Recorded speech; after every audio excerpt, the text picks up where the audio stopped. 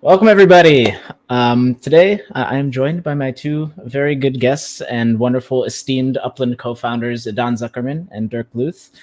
Today, we are going to be talking to you guys about the Upland Improvement Proposal 1, which changes our funding mechanism for the Upland pool. And we're going to give a bit more insight into kind of what that's all about. We're going to dive deeper into the vibrant discussion that we've been seeing across our social media channels. So, first off, thank you to everyone who has shared feedback with us and has shared your comments, your concerns, your questions. We sincerely appreciate your passion and enthusiasm. It's very obvious how involved you guys are in the Upland platform, and it's really good to see that so many players care about the outcome of this vote. So we definitely want to share kind of our side, talk to you guys a bit about why we think this is the best way going forward. So today we'll share a little bit more light on the proposal, how it's going to impact the community. And whether or not this passes, we are super excited just about the steps that we're taking to involve the community in our decision-making process. We strongly believe that this is the best way to proceed moving forward, and we're excited that we can kind of share this with the community. So what can you guys expect from today's show? Basically, what we're going to do is first we're going to do a brief overview kind of how the Upland economy works, just kind of give you guys some high-level insight there. Then we're going to do a brief review of UIP1 and the outcomes of the proposal. And then we're going to take some deeper insight into why we're asking the community to support our proposal.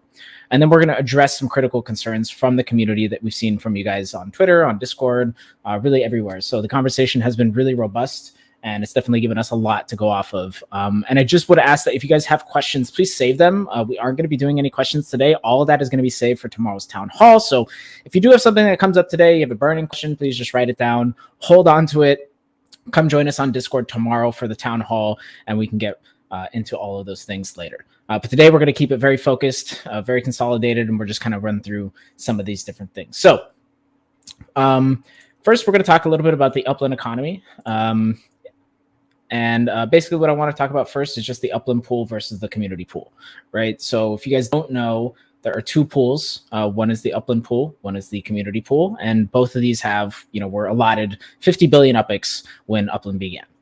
The Upland pool is basically used as a mechanism for us to power operations, right? We sell Upex that comes directly out of the community pool to the community, and that allows us to power our operations. Now, there are some common misconceptions kind of about the inflows and outflows of Upex. A lot of players assume that the Upex moves a certain way, but most of the time players don't quite fully understand that. So when we're talking about inflows of Upex to the Upland pool, which is the pool that we sell Upex out of, we actually don't see any inflows of Upex. So those marketplace marketplace fees that you guys pay, those don't actually go back to the Upland pool. That's actually going directly to the community pool. And as I mentioned, the outflow of Upex is basically just what we distribute via the Upland store, right? So it's very simple with the Upland pool. No inflow of Upex, outflow of Upex is all what's sold in the store. Community pool is a lot more complicated. We have several inflows of Upex, like property mints, NFT purchases, mints, legits, outdoor decor, stuff like that. Marketplace transaction fees, 10% that you guys pay on all those transactions go straight to the community pool. Treasure spawn fees, venture dues, all sorts of things. So basically a lot of the in-game activity all flows into the community pool, whereas the outflows of Upex are things like property earnings, in-game activity rewards, so activity rewards, so things like giveaways, challenges, treasure hunting, all that good stuff, all outflows of the community pool. So just at a high level, it's critical to understand how those two things work so that you can better contextualize kind of how we're planning to shift things around. So Idan, can you tell me a little bit more? Obviously, I've touched on the fact that we use the Upland pool to power operations, but what does that actually look like? What are we using those funds for? How does that process kind of play out? Yeah, so again, maybe just to take a step back, and I'm going to state some obvious things, but maybe just worth iterating it. So Upland today is a for-profit startup and a business. And again, the Upland economy today is, I would characterize it as being centralized, meaning that the decisions are made in a centralized fashion by us, the operator, but such a platform that has several different decentralized elements to it. And we're taking the path of kind of like progressive decentralization. So trying to slowly decentralize what we can in kind of like slow process over time. And again, as any company, obviously, we have different ways of funding the company, and we have expenses. Obviously, we pay our team salaries. We develop features in favor of the Upland ecosystem. We have to support the infrastructure, so things like servers and operations. We have to plan events. We have to do marketing efforts, right, to recruit new players into Upland. And we also have to subsidize blockchain costs to the community. So keep in mind, today when players mint and trade NFTs, they don't pay things like gas fees, but again, as we're delivering the value of true ownership, so there has to be a public blockchain. We take upon ourselves the costs of running those blockchain fees and subsidize it towards the players of Upland. So all of this compiles obviously into costs of basically running the Upland ecosystem. And as such, again, Upland has a very it boils down to a very simple business model. We are in charge of creating demand for Apex. So we need to make sure people want to have Apex and have reason why they would want Apex. And then we sell Apex to the community.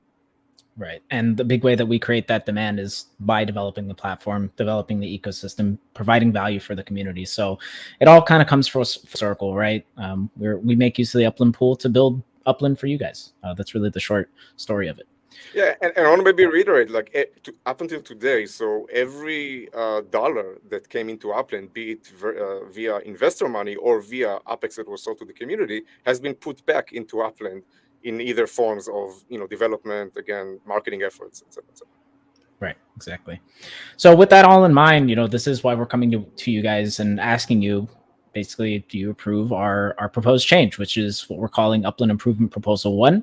That's what UIP1 stands for. And, the idea of this is basically to change the mechanics for funding that Upland pool, and which would have, implications on basically all those things we just discussed. So at a high level, what this does is basically, rather than us mint new Upex to both pools, we will transfer Upex, or rather Upex will be transferred from the community pool into the Upland pool on a monthly basis in order to continue basically, retaining our supply so that we can sell Upex to the community. So we would do this without increasing the Upex supply is kind of the high level idea. So our goals for the proposal would be basically as follows. One, ensure a steady stream of Upex to the Upland pool without increasing the Upex supply, and only increasing that supply when macroeconomic conditions require it.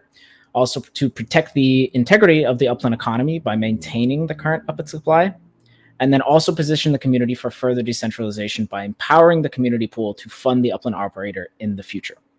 So, what are the outcomes for this proposal? I definitely want to go through exactly what's going to happen if these things, if it passes and if it doesn't pass. So if UIP1 is approved, basically we will mint new Upex only to the community pool, only when monetary expansion is needed. So it's not something that would happen right away. The community pool would then compensate Upland Me Inc., the company, the operator, by transferring Upex to the Upland pool on a monthly basis. This amount is variable depending on user activity and engagement, and I'll go through that a little bit more detail in a second here. The Upland community would then be positioned for potential future decentralization by enabling their ability to compensate the operator for their services. Now, if the proposal does not pass, then Upland Me would mint new Upex to both the Upland pool and the community pool, regardless of whether monetary expansion is needed. We would leverage that newly minted Upex to fund the operations of Upland, and then we would use new Upex minted to fund activities, again, regardless of whether or not we need it at this time. So, obviously, this is a very, heavy thing to digest. It's not easy to understand. But why are we asking the community to vote on this, right? We could have just done this on our own or figured out some other mechanism. So, why are we posing this to the community? Done. Yeah, and again, I've also seen a lot of maybe justifiable reactions from the community saying, "Hey, there are so many important macroeconomic issues at hand. Why don't we get to vote on these as well? Why are we talking about this specific mechanic?" And the reason is, again, as of today, Upland is still a centralized platform, and macroeconomic decisions are made by the Upland Me team. But we wanted to put this out for a vote just because of one very simple fact, is that we identified a mechanic that we think should be adjusted as per what was stated in the white paper. And that difference, that potential slight conflict with what we stated in the white paper, is the reason we are seeking kind of like the support of the community in this move. I don't know if, Dirk, you want to add something to that? No, I think you basically mentioned everything here at the moment. Yeah, I think the idea is just that we don't want to do anything. We don't want to change something that was previously expected, right? White papers are very important, especially in this space, to communicate the broader vision. If we're going to change that, it's important that the community approves of that change as well. So, with this in mind, obviously UIP1 could potentially have impact on decentralization, but how could it impact decentralization? Dirk, can you tell us a little bit more about how that would play out? Yeah, maybe to take a step back, right? When we started out Upland, and when you come from an economic perspective, you always say at the beginning, you have to protect something. It's like a very vulnerable plant, right? Because it can be destroyed very easily. Because when it's something small, right, it's like in real life, and that's the reason why we said, okay, at the beginning, we really want to have the protective, measurements from us, measure to say, okay, what is important to always keep what we always said, the economy healthy and stable. Yeah. So, and what we felt is, that we the current mechanics, how we originally foreseen in the white paper, right? They were not all the way what we actually envision in the long-term future, that Upland, the whole network and everything, how we call it, the metaverse, is going to be decentralized, right? And we felt now, because we also learned, right, when we, over time, we said, okay, we need a different mechanic here in order to empower the community a little bit more, right? That means concretely in this case here that Upland is Apex is minted into the community pool, according to our proposal, and not to the operator pool. And we elaborate a little bit further today why we believe that why this is the right way of doing it, and why this actually empowers future decentralization a little bit more.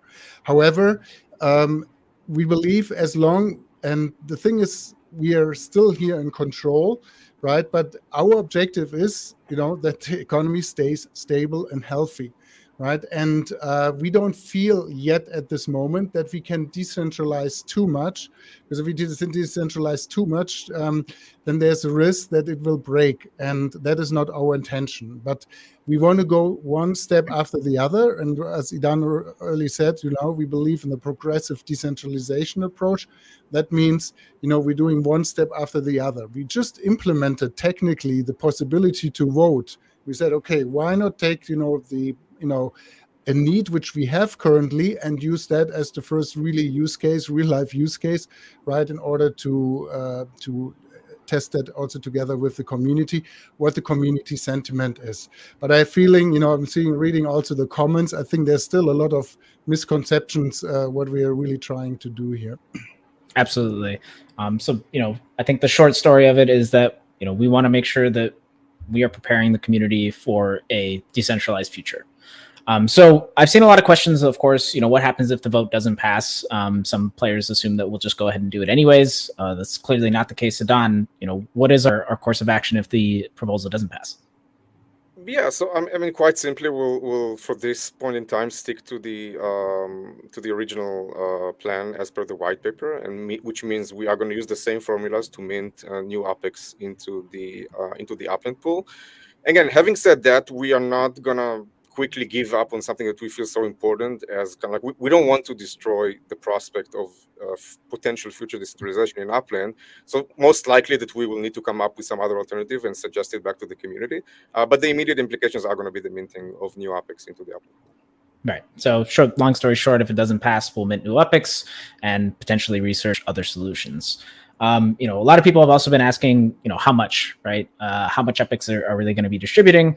How much will be transferred in the Upland pool? We are going to detail the exact amounts before you guys make a vote. So that will be information that you have when you're ready to make a vote. But for right now, basically all we can reveal is kind of the function. So it is going to be a function applied retroactively back to the beginning of 2021.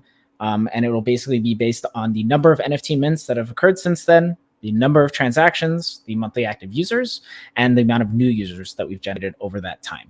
So all that together will basically give us some output. There will be kind of a bulk transfer of sorts, and then a monthly allotment that will continue after that. And again, just to make sure everybody understands, again, we've been, again, the white paper stated that this is something that's going to go on an ongoing basis. The thing is, we took basically the last year and a half, 2 years to study the economy and just understand what are exactly the formulas that make sense. So we have since then come up with those formulas.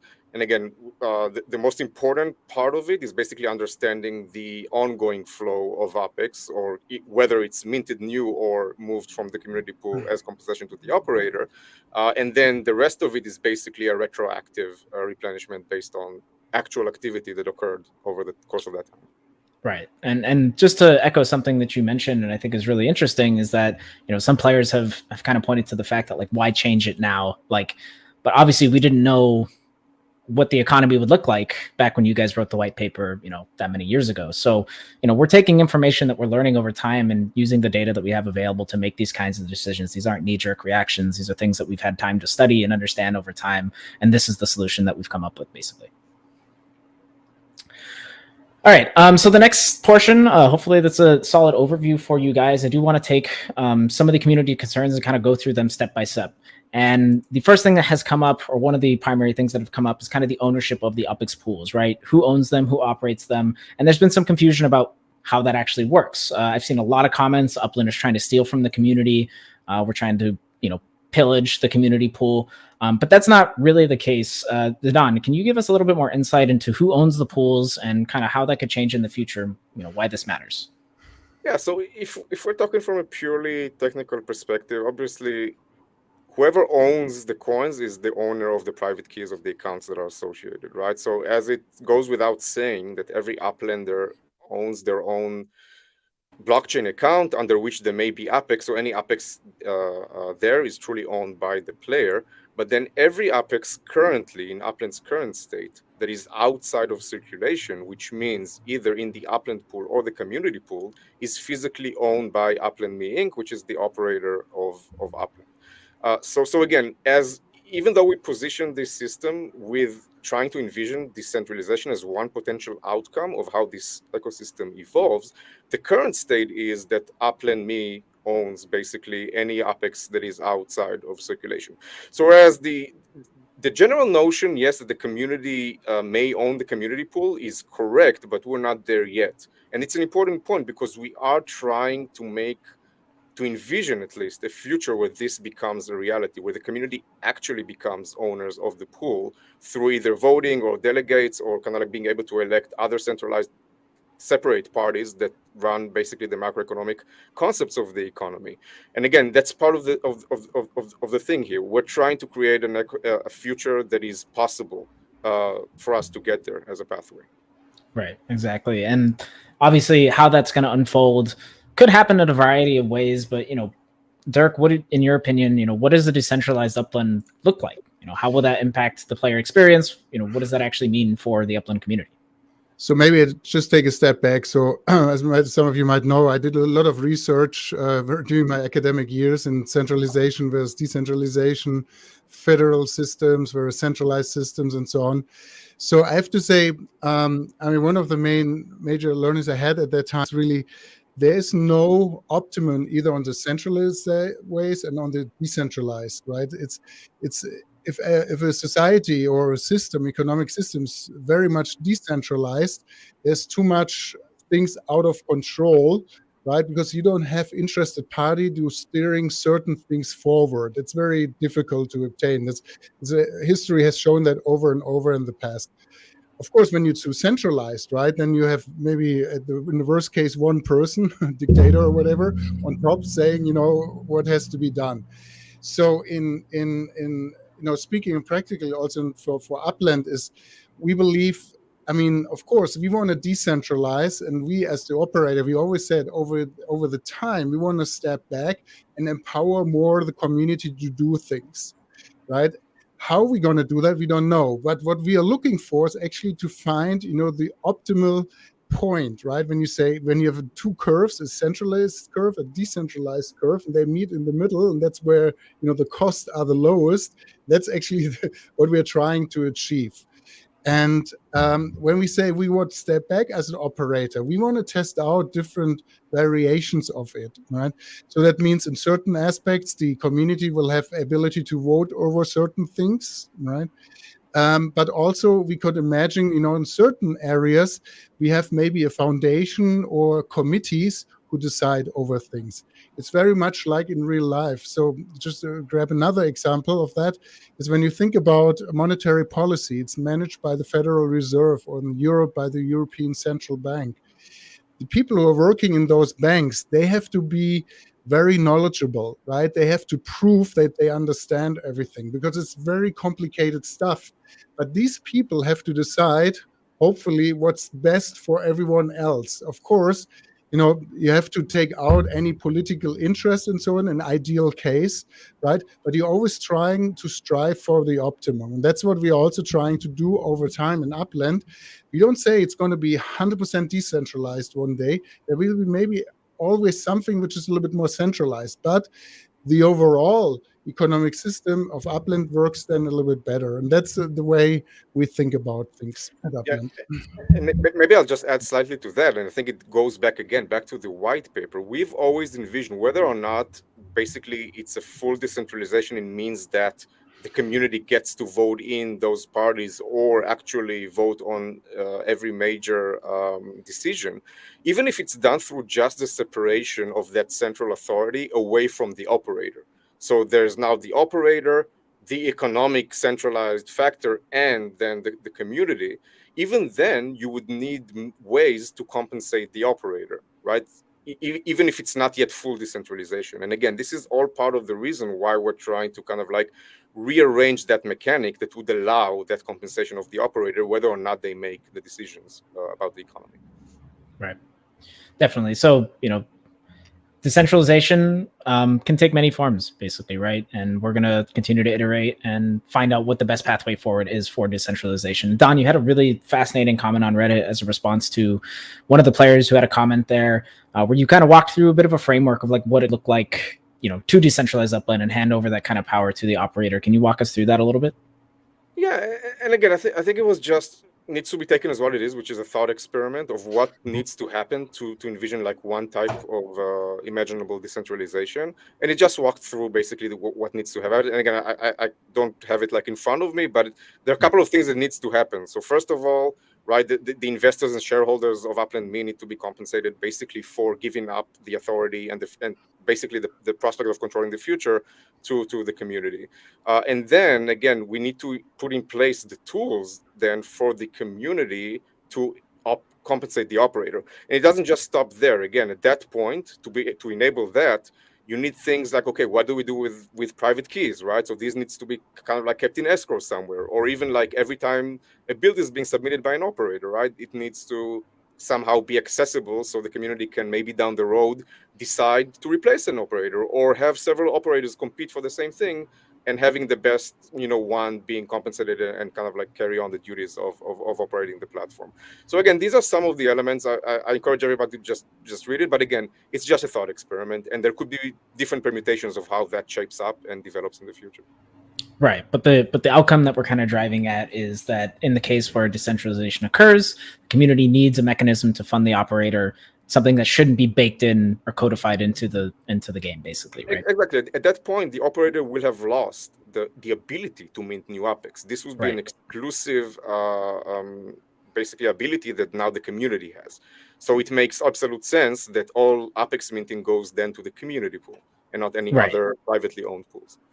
Which is exactly why if Upland Me Inc. retains the right to continue minting Upex, that model breaks.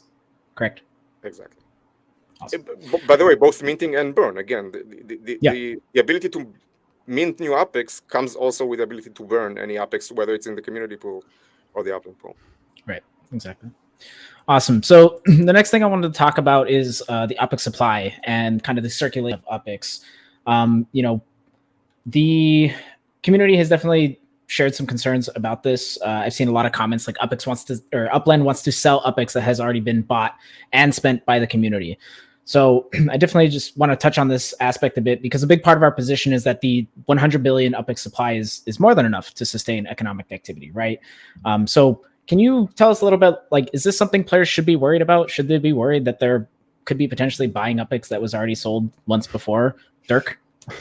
No, I think that's very much when you take a dollar note, right? It's like a fungible, right? It's bearer, right? And you give it to one other, and it gets, circulates all the time. That's exactly what happens to Apex, right? It's a fungible token, and it circulates in the economic system. So there's nothing to worry about. There's no each Apex, when we sell it, is still $1, 1,000 Apex. This does not change, right? So this is always the same. Right. So it's just the nature of fungible currencies. I mean, Upex circulates just like any other real world currency that you use throughout its lifetime, right? And I know that there was some questions on the max supply limit. I saw some stuff. Somebody was mentioning like some theoretical outcome of like a quadrillion Upex or something on Reddit. Idan, can you talk us through like what is the technical supply limit there and like why does that exist? Yeah, I'm assuming whoever posted it is referring to the actual technical max Apex mint that is defined in the smart contract in Upland. The thing is, again, we did not want to set a max supply for Apex, just because, again, Apex is like, it's just like there's no max supply for dollars in the US government. There's a central bank that decides whether or not to kind of like inflate the currency or not, to expand the currency or not, right? But it does not have a physical limit. The only problem is that EOS IO and the EOS token contract, which basically the Apex contract is derived from, forces you basically to put in some kind of a max supply. So we just put the max amount possible, which is that figure right there. Right. So it really doesn't have any bearing on the eventual max supply of Upex. It's just something this we was had not to a technically define. calculated, thought out number. It was just the physically allowable max supply. Awesome. So I definitely want to talk about the value of Upex as well, and kind of the inflationary aspect of it, or rather the not inflationary aspect of it. Just inflation has definitely been a big part of the discussion, is my point. Part of our position is that we're working to prevent scenarios that could cause inflation. And I've seen comments, stuff like inflation doesn't matter in Upland, which I don't think is really the case. So while monetary expansion out of the circulation may not matter, but if earnings suddenly increase, there's definitely an outcome, right? If the community pool gets to be really big, players might want to jack up earnings, right? So is inflation an actual concern as an outcome of this vote? Dirk, can you tell us a little bit more about, is there like an actual potential situation where inflation occurs as a result of the vote? First of all, inflation normally is defined by when you have a basket, right? You take different products into it and you measure it, right? How it develops, right? We see that especially here in the US or in Europe, right? It's 10, 11%, because of the energy cost, what you see. So, it doesn't change because we're just moving from one pool to the other. So the 100 billion actually, which we originally, under this proposal, which we originally have minted, where they just stay the same as such, right? So there's no inflation or what it even means, because we have our $1, 1,000 Apex exchange rate stays the same, so there's no inflation. Exactly. Yeah. So in other words, maybe just to double click on that again. If we now inject new Apex outside of circulation, meaning either to the Upland pool or the community pool, right? That doesn't cause direct inflation because it's not being injected into the economy. So as long as the Upland maintains the central authority over the economy, we can have the minting or lack thereof non-consequential to the actual economy or actual inflation or deflation of the currency, right? It's all about basically the prospect of what may happen when the time comes to decentralization, and all ties back to the point where we feel very adamantly that there is enough Apex in circulation today to support the economy at its current size, and that does not warrant automatic monetary expansion via minting new Apex. Yeah, exactly. And also the prices, inflation comes, when you look at the Federal Reserve, right? When it's faster, when money is printed faster than the economy actually grows, right? Then that is actually the problem. We don't have that issue here as such, right? We're just moving from one pool to the other. Right. Yeah. Exactly. So on that same, token, obviously there's some conversation about Upland as a real world economy. Is it a real world economy? Is it not a real world economy? But I believe your intention was that Upland was built to mimic real world economies and basically make use of real economics to support the ecosystem. I've definitely seen some players contradicting this, saying Upland is not a real world economy. It shouldn't be treated as such. But where do we stand on that topic? Idan, can you tell us a little bit more? Yeah, so I mean, we will go to the philosophical question of what is a real economy. I think Upland, to my point of view, is a real economy. Just first of all, because again, definitely when you compare it to most, 99% of Web 2 or even some of the Web 3 games, which means that most of them run just fake economies. It's basically the player versus whoever operates it, time multiplied by the times of players that are in the ecosystem. We are absolutely not that. So again, Upland is an open market, based on true ownership, where players are able to liquidate value back into the real world if they choose to. Again, that by itself starts going into the realm of mimicking or actually being a real world economy. So whether or not it technically falls under that definition, we absolutely treat it as a real economy. And we want to make sure that the economy is also healthy and has a future to it. Exactly. And I think you touched on a very important aspect on that, and it's the community's ability to extract value that makes us a very different economy than traditional gaming. I'm a huge gamer myself. I've played tons of games. Obviously, there are black markets and stuff for these games, but the idea of Upland is providing it, in a very clear way that you can extract value, you can create value in the ecosystem, which makes it a very real world-like economy. Yeah, you can be an entrepreneur, right? Like there's not Exactly. a lot of places where you could do that. And again, these are signals of an economy. Absolutely. So I also have seen a lot of concerns on property earnings. Obviously, property earnings are a touchy subject in Upland. They're a really core piece of how the how the economy has developed. So it's one of the most important mechanics in the metaverse, and it's definitely critical for growth and activity. And we've definitely seen a lot of players voicing concerns about how this would affect property earnings. But to my understanding, this vote won't have a direct impact on earnings pretty much at all. Is that correct, Dirk?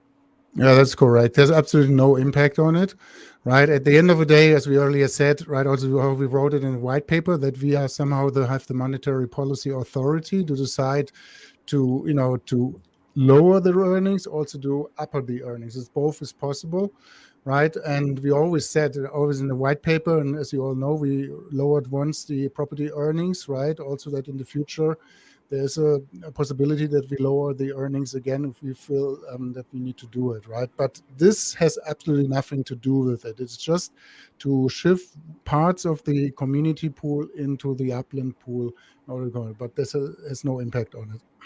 Right. Maybe said a different way also, the number, right, the macroeconomic decision of what is the current earning number is completely unrelated to the size of the community pool. Okay, the community pool will not affect either way that decision, meaning it's not going to go up if the community pool is is healthy with a lot of Opex, but it also not necessarily come down if it's low, and that's where monetary expansions comes in if necessary. Yeah, the best example is when we lowered the last time the earnings. I don't know how much we had. There was the community pool was much smaller at that time, right? So it's independent of that. Right. So basically, guys, these are separate issues. The outcome of this vote is not going to affect property earnings at all. That is going to be a completely independent topic if it does change at any point. We've also seen a lot of calls for alternative funding mechanisms, right? Which is natural. We pitched a proposal on one way to accomplish our goal. A lot of players have suggested alternatives. It would be better if you do X, Y, and Z. I've seen stuff like, do a percentage split of marketplace fees. But ultimately, I mean, these results all basically have the same outcome, right? All these alternatives basically accomplish the same thing. So Don, why is our approach the best approach, right? Why is this the right way to do it? Exactly, and again, this is what we are suggesting, and suggesting, and it has a lot of reasons behind it. But again, you've hit the nail on the head when you say, again, if you take even just for an example, right, an alternative method of doing it via transaction fees paid into the pool, right? So again, you're still getting the exact same effect by moving some of the funds that would have made it to the community pool to the Upland pool on an ongoing basis, which is exactly what we're doing. Now, the reason we suggested this methodology, and we've reviewed several potential ones, is that we feel this is the best abstraction of basically giving the community pool the freedom to compensate future operators the way they see fit in a future potential decentralized Upland. So if we nitpick on specific ways where how money flows into the community pool, so first of all, it doesn't cover necessarily all the ways. We may not even be aware of all the potential ways Apex will make it to the community pool. Maybe in the future there will be additional ways. So this abstraction basically takes the end result and potentially in the future empowers the community to make the decisions of how to compensate the operator, regardless of how the Apex found its way to the community pool.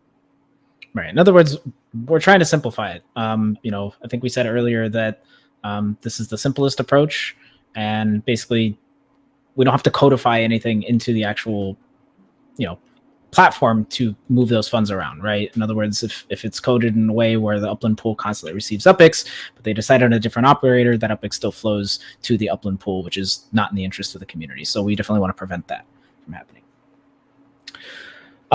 So the next portion, there's just a couple of theories and comments and things that I thought are I definitely want to take some time to debunk some myths, I suppose. So first one is there is currently a problem with Upex inflation. So the players are stating that there is a current problem with Upex inflation, and we are using UIP1 to fight it or mitigate it. Thoughts, Idan, Dirk? Oh, true. All right. The next one, the Upland. Go ahead. I would just reiterate again, the consequences of this vote, so either the minting of new Apex to Upland pool or moving from the community to the Upland pool, is not going to have immediate effect on inflation or the devaluation or upvaluation of Apex currency. It's completely separate, just because of the fact that Upland still retains the central authority to make the macroeconomic decision. So that means that includes like keeping out minted Apex from being injected to the community, as an example. So these are completely two separate things. Exactly. The next one I saw a couple times is the Upland team is growing broke and we're out of ideas for funding. Idan, your response. So again, two completely different things, because first of all, again, Upland, just to reiterate, Upland has raised VC money as a startup, but also has a business model where we make revenues by selling Apex to community members. Now, let's quickly to debunk this. Imagine a potential future. I wish it was true that Upland had $1 billion in cash in the bank, right? We could still be with zero Apex and lose the ability to basically run our business model by selling Apex because we're out of Apex. So again, the question of how does the value carrier in the Upland economy make its way to the Upland pool so it can be sold to players is completely separate from the cash position of Upland Me as a company. Right. Sorry, Dirk, anything, Dirk? No, I think that's completely right. And constantly discussing new ideas of funding. We always have that, right? So exactly. And just to address a couple comments in the chat, this is not a dissenting opinion. This is just not a fact. This is not a thing. So we're not laughing at dissenting opinions. So just want to make that clear.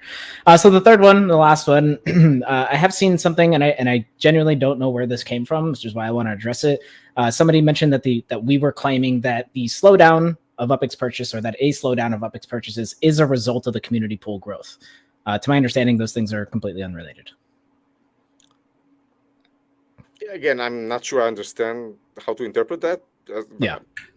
But again, I can't see why the number of Apex in the community pool, which is outside of circulation, will in any way affect demand for Apex. Again, as operators of Upland, it is our duty and our job to create demand for Apex, and that does not necessarily is affected by the amount of the balance in the community pool. Awesome, thank you. So the last, Matt, I just want to make clear again. I think like the reason we were smiling when when you mentioned the claim that Upland is going broke is just because of the fact that it's absolutely not true. Exactly, Upland is not broke. So. Yeah, we're not broke. So the last part of this is about growing the Upland platform. So this is a little bit off topic, and I know that. But we saw some concerns in the, what are we going to do to combat, slowing in growth, stuff like that. So I definitely want to talk about it at least a little bit. Dirk, can you tell us, how do we plan to sustain our current player base and kind of expand far beyond that? Can you tell us just more about Upland's growth strategy right now? Yeah, absolutely. I mean, first of all, we all know that there's a special macroeconomic environment, right? Which is also, we've seen that in Upland, but also in all other crypto worlds of this, at other metaverses and in the economy. We're based here in San Francisco. You have layoffs left and right of other companies. So it's just the macroeconomic environment. However, Upland intends to grow further, and we're growing actually, numbers of landowners, every month. So that hasn't stopped or so, right? So, and but how are we actually growing? And normally, in quotation marks, normally we grow by doing advertisement. Maybe some of you have seen our famous Brave ads, or we're doing Facebook ads. We're doing some stuff on TikTok. So basically acquiring users through that case. Of course, we have our referral codes, where it's up to you for the community, to bring on also new users, bring in your friends as such. And then we also have just recently launched our third-party developer platform that ties into that. We're actually adding more and more interesting features for people actually to come and stay, right? We announced that we're going to have this World of Football, for instance, right? And there's a lot of other stuff hopefully coming out of the community itself, right, to build on top of Upland, which is going to be super exciting. And last but not least, which is very important, of course, we strongly believe we need to work with partners, with big brands, right, in order to attract also new users, right? And all I can say is that looks like that this week is going to be our largest announcement ever. You will see. So stay tuned. It's not very far, but we're very confident, that we can announce this week, and we all hopefully like it. Yeah, So that's Don, how do you we want to add anything? Yeah, just wanted to add, right? So the idea is when we work with partners, right? We worked with FC Porto, NFLPA, right? We brought in, NFLPA fans. We brought in FC Porto fans when we launched in Rio de Janeiro. So you see the background from Idan, right? We have a partnership with the Samba Dance School in Mangueira in Rio de Janeiro, right? So these are the places, where we say, okay, they have users and they make them, tell them, hey, there's Upland. Hey, do you want to join this metaverse? We are as a brand also in the metaverse, and that's the strategy here. Definitely. Don, do you want to add some Yeah, color? maybe I'll just absolutely echo some important elements about, again, Dirk mentioned some great points about, let's call it like the linear growth, or kind of like via basically efforts made in marketing and brand partners, stuff like that. But I think, again, like Dirk mentioned, a lot of it has to do with opening it up exponentially, potentially, like with things like third-party developers, but also with future oncoming features like the NFT portal. So now if we start having Upland assets start being visible in kind of like open marketplaces such as OpenSea or others, and also having the reverse route, so being able to attract either through these mechanics like the NFT portal, or through partnerships with elements like Gala Games, for example, that we recently announced, right? So this is going to be a lot of cross pollination, and also Dirk's amazing efforts with OMA 3, right? Just being able to start interoperability between metaverses. You're going to see a lot of cross-pollination between this ecosystem, and this also leads hopefully for user adoption and new installs and new players joining in. And then just one last thing, we also kind of like working hard to inject also features, not just to bring players in, but also keep them in longer in the system. So one of these, for example, is going to be the new chatting feature we're going to integrate pretty soon, hopefully in Upland, so players can actually communicate also with one another while they're playing Upland. So all of this together, I think, will increase a situation where the funnel is increasing, top of the funnel is increasing, so more people are coming into Upland, but then also more people have reasons to stay, right, and engage on an ongoing basis. I think this is what sets Upland today a lot, a bit away from our peer industry, where Upland today does have actual DAU, or like active player base, that comes back on a repetitive basis and engages with the platform. And I think this will just go and increase and become more and more adamant and kind of like a repetitive thing that causes the funnel to not look like kind of like a triangle, but actually look like a square. Yeah, and I think something that is a bit missed sometimes. Obviously, we always see players asking when X, Y, Z, when is this going to happen?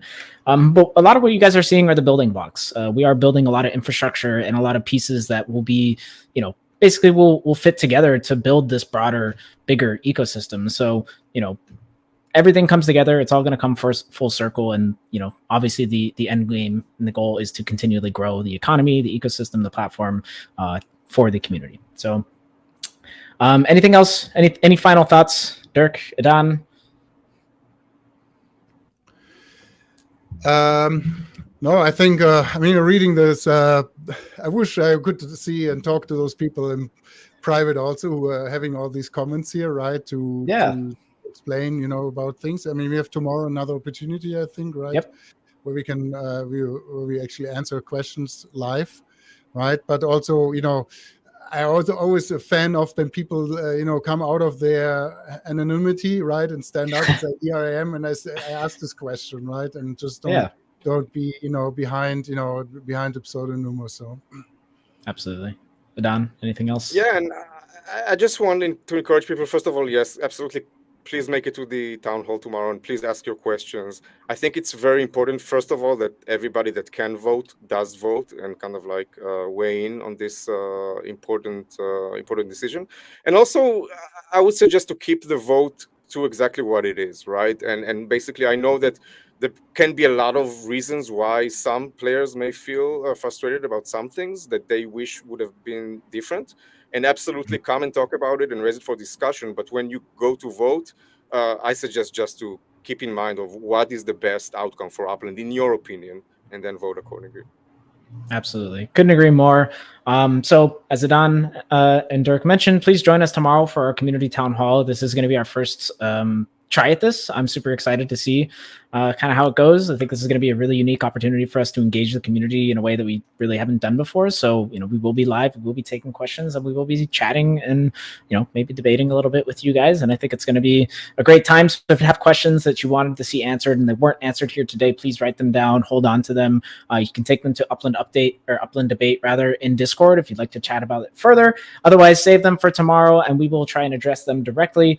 But thank you guys all for joining us today. We really appreciate you guys taking the time to take, this is like you're doing your civic duty by learning about the upcoming vote in Upland. Just thank you once again. And thank you, of course, to Idan and Dirk for taking their valuable time to sit here with us and kind of give their thoughts on what's going on here. So we'll see you guys all tomorrow. Please take some time to review all the resources, all the videos, or not videos, but posts and stuff that have come out before. And then come to us tomorrow with your questions ready to go. But until then, we'll see you. Have a great day, everybody.